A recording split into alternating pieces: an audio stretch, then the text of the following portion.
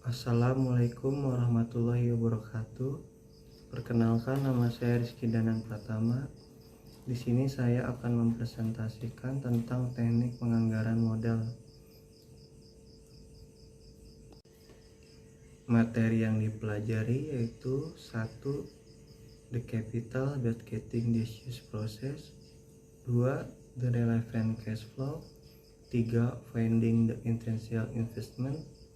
4. Finding the operating cash inflow. 5. Finding the terminal cash flow. 6. Depreciation atau penyusutan. 1. The capital budgeting use process. Pengertian capital budgeting yaitu suatu proses mengevaluasi dan seleksi terhadap investasi jangka panjang agar tetap sejalan dengan tujuan perusahaan dalam memaksimalkan kesejahteraan pemegang saham, atau proses menyeluruh menganalisis proyek-proyek dan menentukan mana saja yang dimasukkan ke dalam anggaran modal. Pengertian capital expenditure dan operating yaitu capital expenditure yaitu pengeluaran dana yang menghasilkan manfaat lebih dari 1 tahun. Operating expenditure yaitu pengeluaran dana dengan masa manfaat dalam 1 tahun. Capital expenditure motives yaitu 1. Expansion yaitu pengeluaran modal untuk memperluas tingkatan operasional perusahaan terutama melalui akuisisi aktiva tetap. 2. Replacement yaitu pengeluaran modal untuk mengganti aktiva tentang yang telah usang. 3. Renewal yaitu pengeluaran modal untuk memperbarui aktiva tetap yang ada. Motif renewal sering merupakan suatu alternatif lain bagi motif replacement. 4. Other purpose yaitu pengeluaran modal yang tidak mengakibatkan akuisisi atau transformasi dari aktiva tetap berwujud, misalnya pengeluaran periklanan serta riset dan pengembangan. 2. The relevant cash flow. Relevant cash flow adalah tambahan aliran kas keluar dan masuk setelah pajak atau incremental cash flow dalam suatu pengeluaran modal. 1. Major cash flow komponen. Yang pertama, initial investment yaitu arus kas keluar pada permulaan proyek.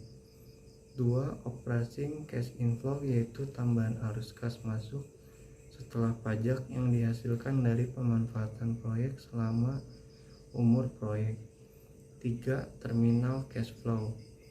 Arus kas non-operasional setelah pajak yang muncul pada tahun terakhir proyek, biasanya terkait dengan likuiditas proyek. 2. Expansion versus replacement cash flow. Relevant cash flow untuk proyek ekspansi sama dengan proyek replacement, hanya saja aliran kas dari aset lama adalah sama dengan 0. 3. Sunk cost and opportunity cost. Penentuan incremental cash flow tidak perlu memperhitungkan sunk cost karena sunk cost merupakan pengeluaran modal awal yang telah terjadi. Sebaliknya, optional cost atau aliran kas yang mungkin dapat direalisasikan dari alternatif terbaik penggunaan aset yang dimiliki perlu diperhitungkan dalam arus kas keluar dalam penentuan incremental cash flow tersebut.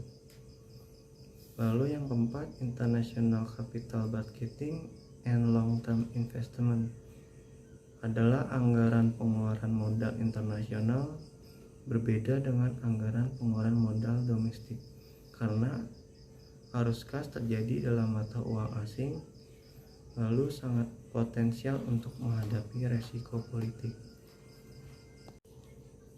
3. Finding the initial investment. Initial investment terjadi pada saat 0, yaitu saat dimana pengeluaran modal terjadi. Format dasar untuk menentukan initial investment yaitu 1. Installed cost new asset dikurangi after tax profit from sale of asset, lalu ditambah change in net worth capital. Jadi initial investment yaitu A dikurang B ditambah C. 4. Finding the operating cash inflow, interpreting the term after tax. Perhitungan arus kas masuk dari suatu pengeluaran modal selalu atas dasar setelah pajak. Interpreting the term cash inflow yaitu nilai arus kas masuk ini tidaklah selalu sama dengan nilai laba akuntansi pada laporan rugi laba, melainkan memerlukan penambahan kembali setiap pengeluaran non-cash yang telah diperhitungkan sebagai biaya yang mengurangi laba bersih setelah pajak pada laporan rugi tersebut. Umumnya pengeluaran non-cash tersebut berupa depresiasi. 5. Finding the terminal cash flow.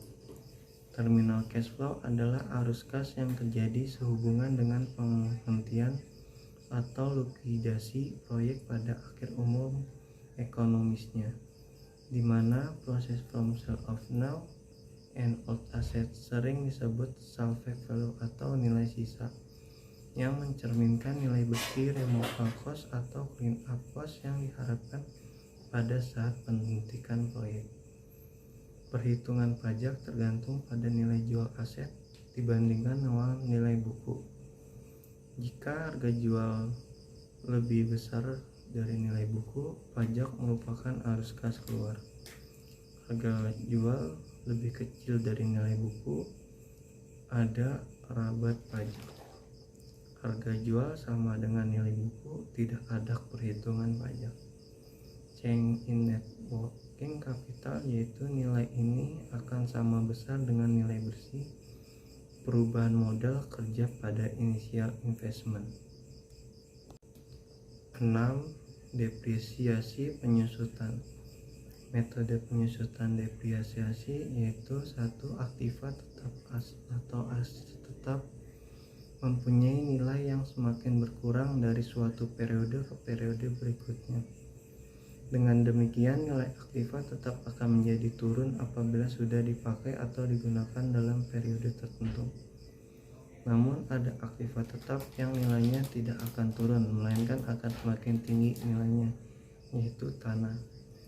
Aktiva tetap dalam bentuk tanah nilainya akan semakin tinggi seiring dengan pertambahan waktu, kecuali tanah yang dipakai untuk pertambangan. Nilai aktiva tetap akan menjadi berkurang karena adanya pemakaian aktiva tetap tersebut, sehingga dalam akuntansi dikenal dengan penyusutan aktiva tetap. Penyusutan atau depresiasi adalah pengalokasian harga perolehan dari suatu aktiva tetap karena adanya penurunan nilai aktiva tetap tersebut. Itu saja yang bisa saya sampaikan. Kurang lebihnya mohon maaf. Wassalamualaikum warahmatullahi wabarakatuh.